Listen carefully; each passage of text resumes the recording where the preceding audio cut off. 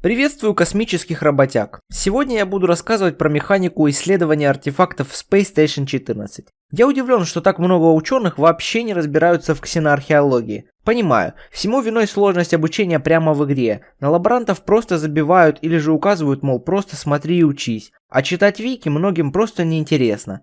Поэтому сегодня мы углубимся в изучение инопланетных артефактов, разберем все стимуляторы, реакции, инструменты для работы и научимся правильно читать распечатанные отчеты. Само руководство рассчитано на более-менее ориентирующихся в игре лаборантов, но и закоренелые ученые и научные руководители тоже смогут подметить для себя полезные моменты. Итак, для начала нам нужно найти подотдел ксеноархеологии в РНД. Определить его можно по знаку на стене, либо по аналитической консоли.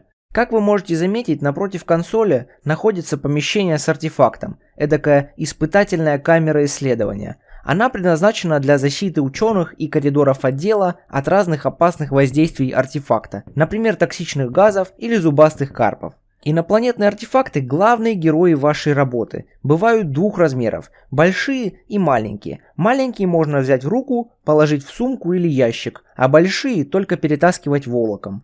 Также существует 3 скрытых для обычного глаза вида сложности артефакта, которые выбирает игра рандомно и определяет сложность графа и количество хранящихся в нем очков исследования. Со старта игры на станции обычно находятся 2 артефакта и не обязательно в зоне ксеноархеологии. 2 артефакта на смену будет мало, поэтому можете заказать добавку у отдела карго или попросить утилизаторов найти в космосе на обломках или экспедициях, а также попросить добывать фрагменты артефактов, из 4 которых в крафт-меню можно собрать маленький артефакт. По оповещению о нестабильной Blue Space аномалии в случайном месте станции появляется один артефакт с характерным звуком. Обращайте на это внимание. Что ж, теперь к сути работы. Как я сказал ранее, у нас есть аналитическая консоль, которую нужно подключить к анализатору артефактов с помощью мультитула или конфигуратора сетей. Далее помещаем артефакт на платформу анализатора и нажимаем «Сканировать на консоли». Прождав 30 секунд, мы получаем необходимую информацию по конкретному узлу артефакта. Сейчас все объясню, а пока печатаем отчет и кладем рядом близ консоли. Итак, нас встречает несколько параметров. Первый параметр ID узла. Это номер, закрепленный за узлом, нужен нам для удобства ориентирования по графику исследования, о котором расскажу через пару минут. Глубина – это условный уровень артефакта. Чем больше это число, тем опаснее или полезнее реакция и сложнее стимуляция, но не всегда. Параметр активации практически бесполезный опытным ученым. Нужен для определения, активировали ли мы этот узел ранее или нет. Стимулятор – это то, что требует от нас артефакт для активации. Например, ударить ломом или облить водой. Расшифровки всех стимуляторов и реакции мы тоже рассмотрим в этом видео позднее. Реакция – это то, на что важно обращать внимание при активации. Ведь тут пишутся последствия стимулятора. Там может быть что-то безобидное, а может быть токсичный газ, радиоактивное излучение или вообще мощный взрыв. К сожалению, способов обойти опасный узел, ни разу не активировав, пока что нет. Так что либо рискуй, изучай дальше, стиснув зубы, чтобы добыть больше очков исследования, либо жертвуй неисследованным до конца артефактом, извлекай очки, продавай или дроби его и приступай к другому. Края, если кратко, это количество соседних узлов у данного узла. Подробнее это тоже рассмотрим отдельно. А вот неизвлеченные ОИ или же очки исследования – это наш заработок, результат стараний. С каждым новым открытым и первый раз активированным узлом артефакт накапливает эти ОИ. И за полностью изученный артефакт, то бишь за все активированные узлы, мы получим бонус к итоговым очкам. Сразу развею миф про то, что извлекать очки нужно только в конце изучения. Я проводил кучу тестов и сравнений одинаковых по сложности артефактов с одинаковым количеством узлов, обращая внимание на глубину и реакции. Цифры разнятся до жалких 5000 очков, поэтому переставайте спорить из-за пережитка прошлой механики. А теперь про самую сложную для понимания систем в РНД. Она представляет собой некий скрытый внутренний мир артефакта. Перед вами пример графа или же дерева исследования, сделанного мной для объяснения. Во время игры подобный график я обычно раскладываю отчетами на полу, либо в папке. Но кто-то рисует на листочке. В общем, прямоугольнички – это узлы, держите это в уме. Зеленые линии – это края, по которым при активации артефакт переходит рандомно из одного узла в другой. Например, мы просканировали и активировали узел артефакта на нулевой глубине. Он может переместиться на любой из 3 узлов на глубине 1. Ну, для примера он перешел вот в левый узел. Далее мы просканировали и активировали артефакт уже на новом узле, и он перешел обратно в прошлый узел, потому что один край – это тупик. Откуда зашли, туда и выйдем при активации. Запомните это. Хорошо, снова активировали узел на нулевой глубине, и нам повезло, мы пошли вот по этой ветке справа. Тут уже 3 края. Зная это, мы понимаем, что один край идет назад, вот он, а 2 остальных в новые для нас узлы. Активируем раз, переходим на глубину 2, активируем еще раз, переходим обратно. Снова активируем и переходим на правый узел глубины 2. Эта ветка изучена. Активируем несколько раз и замечаем, что артефакт стал перемещаться между 2 узлами. У ученых это принято называть циклом. Но, как вы помните, наша задача пройти все узлы, а средняя ветка у нас не исследована. На помощь приходит исказитель обхода. Технология второго тира экспериментальной ветви РНД работает следующим образом. Ставите в камере, прикручиваете и нажатием левой кнопкой мыши по платформе выбираете режим в глубину или к поверхности. В глубину это в сторону возрастания по глубине, а к поверхности это в сторону глубины 0. Активировав артефакт, стоящий на платформе исказителя обходов, вы значительно увеличите шанс перехода в выбранном направлении, но не гарантированно. Так вот, воспользовавшись этим инструментом, мы таки вышли с цикла. Теперь артефакт при активации проходит туда, куда нужно. Не забываем активировать последний тупиковый узел. И вот, смотря на отчеты, видим, что мы прошли все узлы и активировали их, а значит, можно извлекать. Извлекаем же мы путем нажатия на кнопку «Извлечь ОИ» на консоли. Всегда предупреждайте научрука, когда выводите очки. А также, если это поздний тайминг смены, то, возможно, уже появился второй R&D сервер. Проверить и подключиться к нужным серверам для извлечения на них очков можно, нажав на кнопку «Сервера» на консоли. К слову, здесь можно вообще отключиться от сервера, что не позволит нам извлекать очки из артефакта. Исследованный артефакт мы продаем в карго. Чем сложнее было исследование, тем дороже может быть прибыль за него. В среднем артефакты продаются за 3-4 тысячи кредитов. Проверяйте оценочным инструментом, который можно напечатать на автолате, и если он стоит менее 2000, то вот вам второй вариант утилизации артефакта. Та же технология, что у исказителя обхода, но машина называется дробитель артефактов. Выглядит как шкаф с прессом. Устанавливайте его лучше в испытательной камере, потому что при перемолке артефакт активируется, что может быть очень опасно. После дробежки мы получаем полное возмещение 4 фрагментами артефакта, собираем из них новый артефакт и принимаемся изучать дальше. Пока далеко не отошли от фрагментов. Фрагменты эти очень полезная вещица, ведь перемолов их в измельчителе мы получим кристаллическое вещество артефексиум. Из одного фрагмента мы получаем 10 унций артефексиума, ему аналогов нет. Если брызнуть или перелить на артефакт 5 унций этого вещества, то тот сразу же активируется вне зависимости от стимулятора. Теперь коснемся парочки подготовительных действий для длительной, комфортной и, в первую очередь, безопасной работе с артефактами. Перво-наперво это камера исследования. Она должна содержать рабочие гермозатворы в космос, минимум стеклянных окон, а особенно не должна иметь окна в космос. Если на вашей станции такая камера, то советую сразу же вызвать инженеров или переделать самостоятельно, заменив окна на стены. Ведь в случае взрыва артефакта или реакции с разрушением стекла, во всем помещении ксеноархеологии будет разгерметизация. Кроме того, камера должна иметь газоподающую систему из соединительного порта через насос и пассивную вентиляцию либо инжектор. Из камеры газы откачивать не вижу смысла. Появление трития или фризона – это очень редкая реакция, а все остальное мы просто спускаем в космос через открытые гермозатворы.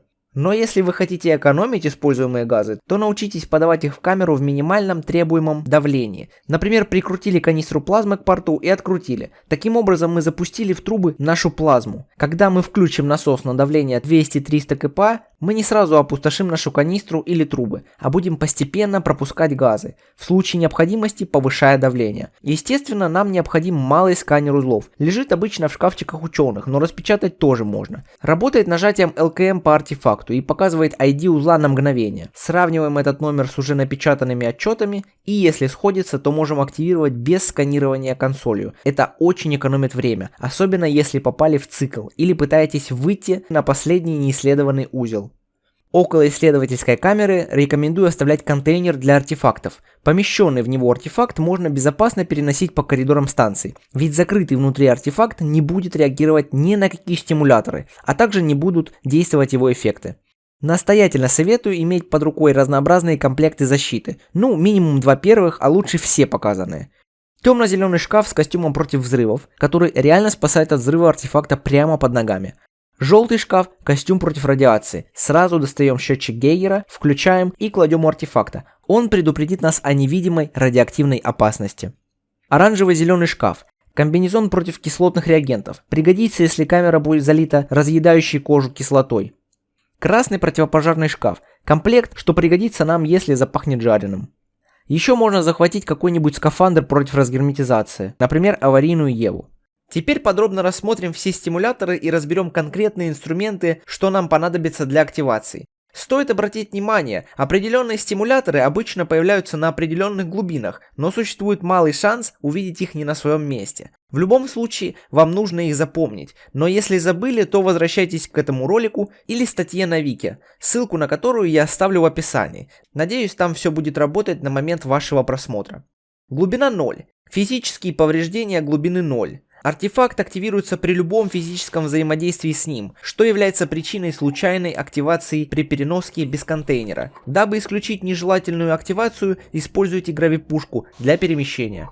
Внимательное изучение. Для активации осмотрите артефакт нажатием Shift плюс левая кнопка мыши. Работает через стеклянные окна на довольно большом расстоянии. Использование инструментов. Для активации прикрутите артефакт к полу гаечным ключом, который можно найти в технических коридорах, или напечатать на автолате. И не забудьте открутить обратно, ведь анализатор не просканирует прикрученный артефакт. Электричество. Для активации просто нажмите по артефакту мультитулом. Его можно найти с малым шансом в техах, но проще всего напечатать на автолате, ведь конфигуратор сетей не подойдет. Переходим к глубине 1. Взаимодействие с гематологической жидкостью. Для активации необходимо брызнуть 5 унций крови или слизи на артефакт. Для этого мы печатаем шприц, мензурку или любую другую емкость. Набираем шприцом, например, слизь у слаймолюда, выливаем из шприца в мензурку и идем стукать по артефакту. Для активации с более безопасного расстояния можно использовать распылитель. Звуковые вибрации. Для активации в радиусе около 6 тайлов от артефакта кто-то должен открыть интерфейс музыкального инструмента. Вам даже не придется играть. Найти инструмент может быть проблематично. Обратитесь к музыканту на станции, и если не получится, то в красных аварийных ящиках может лежать губная гармошка. Еще можно выбить инструмент в аркаде, найти случайно в техах или напечатать на протолате, если изучена технология сервиса. И в крайнем случае можно заказать в карго. Физические повреждения глубины 1. Для активации необходимо нанести 50 единиц механического урона артефакту. В этом нам поможет лом. Если желаете, то можно использовать любые другие предметы, наносящие данный тип урона. Активное замедление. Стимулятор, что появляется только у маленьких артефактов. Для активации берем его в руку и кидаем, нажав клавиши Ctrl плюс Q. Высокая температура. Для активации вам необходимо нажать по артефакту, включенной сваркой. А безопасным способом активации будет пустить в камеру газообразную плазму и поджечь. Используйте воспламенитель из Роботеха Deluxe. Подключайте его к передатчику сигнала мультитулом, сам воспламенитель кидайте в камеру и при условии, что в камере есть кислород, пускайте немного плазмы и поджигайте передатчиком. Водочувствительность. Для активации используйте огнетушитель. Они обычно висят на стенах в стеклянных шкафчиках. Альтернативно можете сделать распылитель или просто ударить по артефакту емкостью с водой. Глубина 2. Эссенция жизни. Для активации артефакта в радиусе 5 тайлов должно умереть любое существо. Обычно ученые используют кубики обезьян или кобальдов. Если таковых нет в отделе, то выпрашивайте у шефа, либо заказывайте в карго. В крайнем случае бегайте по техам в поиске мышей или тараканов. Для создания обезьянки из кубика нам нужно добавить туда воды, перед этим сняв обертку, нажав кнопку Z. Можете использовать огнетушитель, нажав левой кнопкой мыши по кубику, и вот у нас появилась обезьянка. Она сразу побежит подбирать любой предмет для ближнего боя, поэтому пристегивайте их к креслу, а также связывайте лапы кабельными стяжками. Ведь если начать забивать необездвиженную обезьянку, она загрится и больно наваляет вам в ответку. Поэтому либо обездвиживаем и убиваем ее, например, дисковой пилой, либо заводим в камеру, открываем гермозатворы и довольно долго ждем, пока обезьяна закончится. Но есть еще вариант сжечь в плазме, но я считаю его довольно дорогим. Также не забывайте выбрасывать убитых приматов или закрывать их в мешках для тел, потому что спустя 10 минут они начнут активно гнить, испуская токсичные миазмы. Магнитное поле. Для активации включите магнитные сапоги в радиусе 5 тайлов от артефакта или используйте утилизаторский магнит обломков. Сами магнитки можно попросить у инженеров, либо напечатать самостоятельно на протолате при изученной технологии первого тира. Экстремальное давление глубины 2. Для активации необходимо понизить давление в камере до 50 кПа или ниже. Сделать это можно просто открыв гермозатворы в космос. Стандартные атмосферные газы. Для активации артефакту потребуется наличие в камере одного из трех газов – кислород, азот или углекислый газ. Очень часто этот стимулятор могут счесть за самоактивирующийся узел, ведь он активируется от атмосферы, но если он не активировался, то нужен углекислый газ, иначе называемый диоксид углерода. Его канистру можно попросить у атмосов, но ее иногда можно найти в РНД. Прикручиваем канистру к подающей системе в камеру и осторожно запускаем под давлением около 300 кПа. Глубина 3. Радиация. Для активации необходимо облучить артефакт на 50 единиц урона от радиации. В этом нам поможет урановое копье. Его можно собрать из урана, стекла, стержней и провода. Кроме того, есть иные способы получения радиации. Это бананиум, сломанный ретек, гравитационная аномалия, другой радиоактивный артефакт или сингулярность. Если артефакт маленький, его можно облучить внутри микроволновки. Физические повреждения глубины 3. Для активации нужно нанести огромный механический урон в 500 единиц. Стучать ломом будет очень долго. Если есть возможность позвать коллегу, то попросите помочь. Экстремальное давление на глубине 3.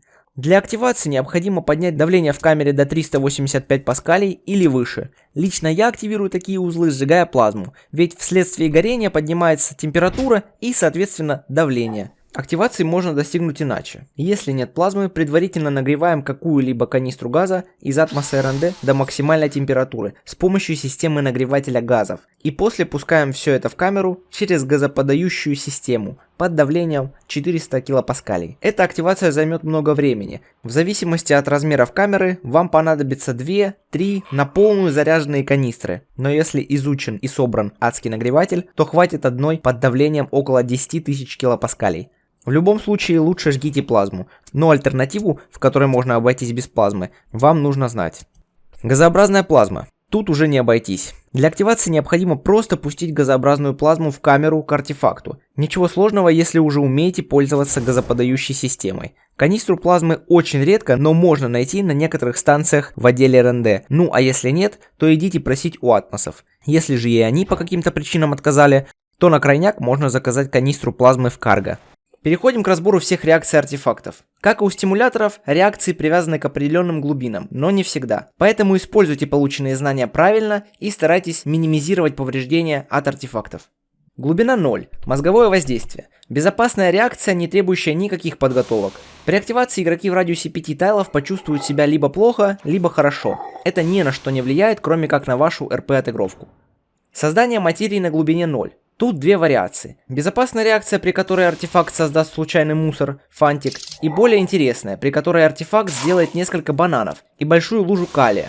Как вы знаете, калий очень взрывоопасен при контакте с водой, поэтому постарайтесь собрать весь калий шприцами, либо свалите что-нибудь из химикатов прямо на полу. В этом вам помогут очки химического анализа. В случае неизбежного взрыва используйте саперный костюм.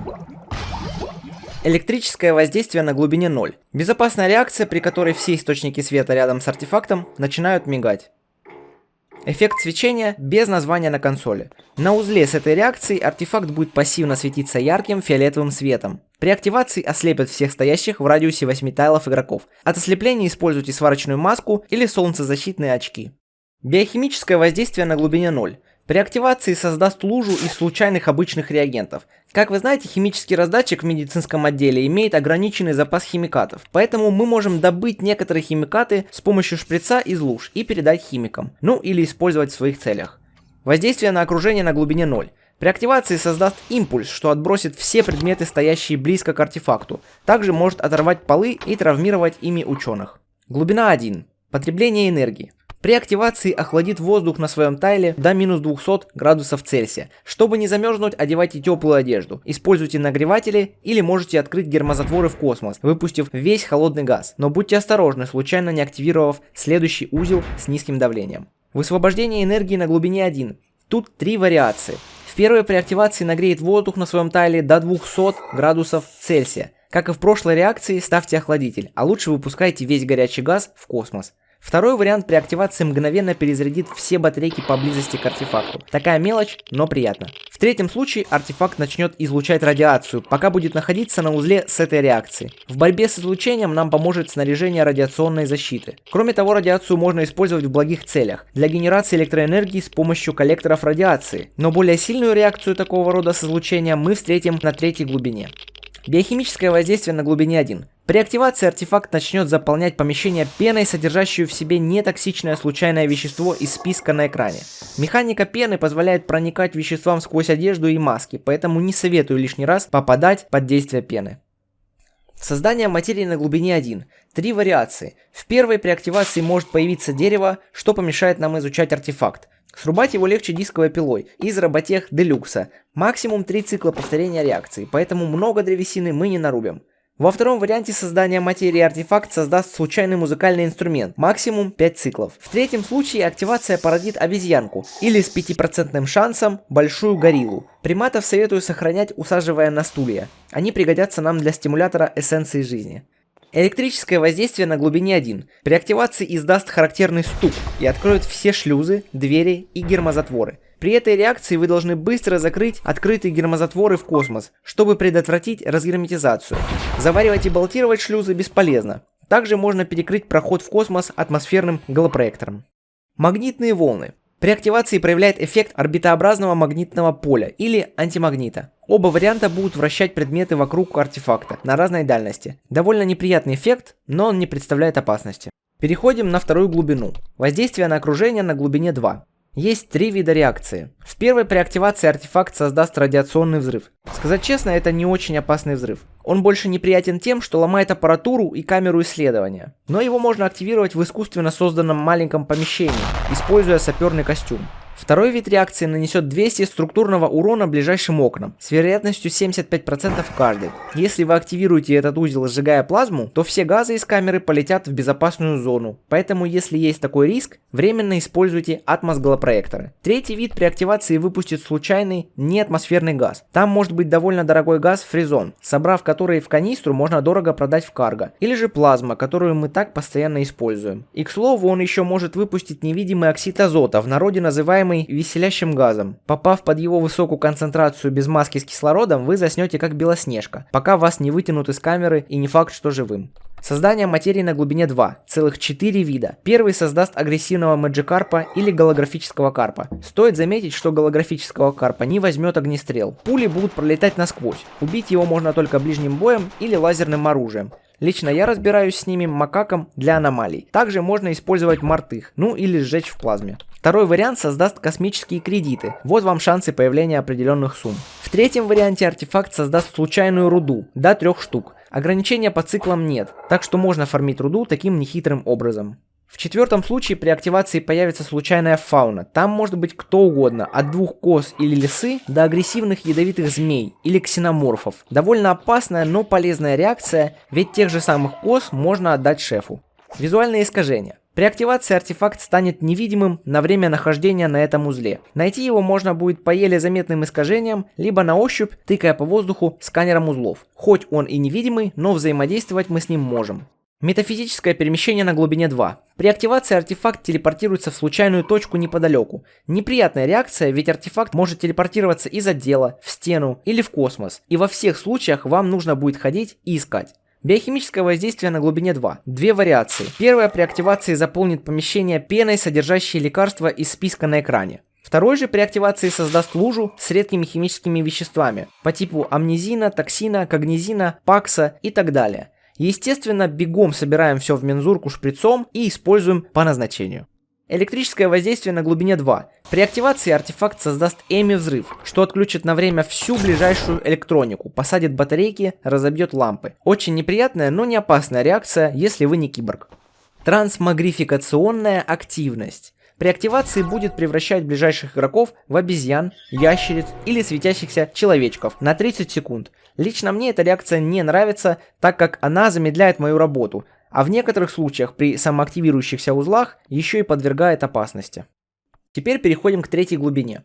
Воздействие на окружение на глубине 3. Есть два варианта реакции. В первом при активации исцелит всех существ в радиусе 8 тайлов от 300 механического и 300 физического урона. Очень полезный в медблоке артефакт, если имеет вариант безопасного цикла. Второй же вариант воздействия на окружение считается одним из самых опасных, ведь при активации артефакт создаст мощный взрыв, который точно сорвет обшивку под полом, сделав разгерметизацию. Поэтому если уж и решитесь его активировать, то вам нужен взрывостойкий скафандр Энера и в общем-то выход в космос, чтобы чуть отстроиться от станции и провести активацию там. Но если этот узел самоактивирующийся, то это ГГ.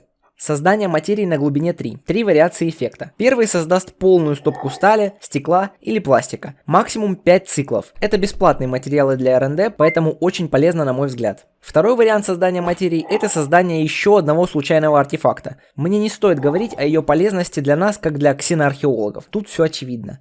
Третий вариант создания материи единоразово породит случайную аномалию. Если в отделе беда с очками, а это, например, гравитационная аномалия, то посоветуйтесь с научным руководителем, авось и оставите удерживать. Но тогда вы потеряете место работы. Хотя аномалию можно осторожно выбить из камеры перчаткой горилла. Но не забывайте, что каждый удар повышает процент опасности аномалии. Впрочем, это уже тема для другого ролика.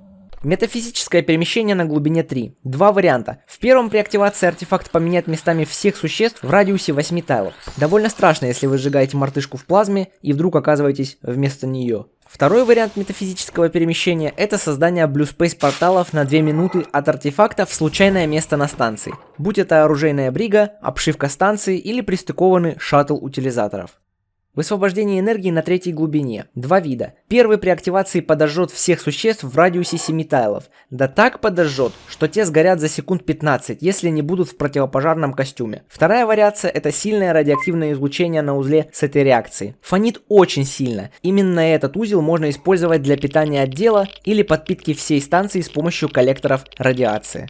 Биохимическое воздействие на глубине 3. При активации создаст пену, содержащую крайне опасное вещество из списка. Не забывайте, что пена проходит сквозь одежду и маску. А также в случае отравления при наличии используйте зеленый набор лечения токсинов. Ведь если вы погибнете только от ядов, то вас не реанимируют без клонирования. В наборе есть ипикак, что выводит действующие вещества из организма путем рвоты, медипин противоядия и таблетки Деловина с углем, которые хорошо лечат яды.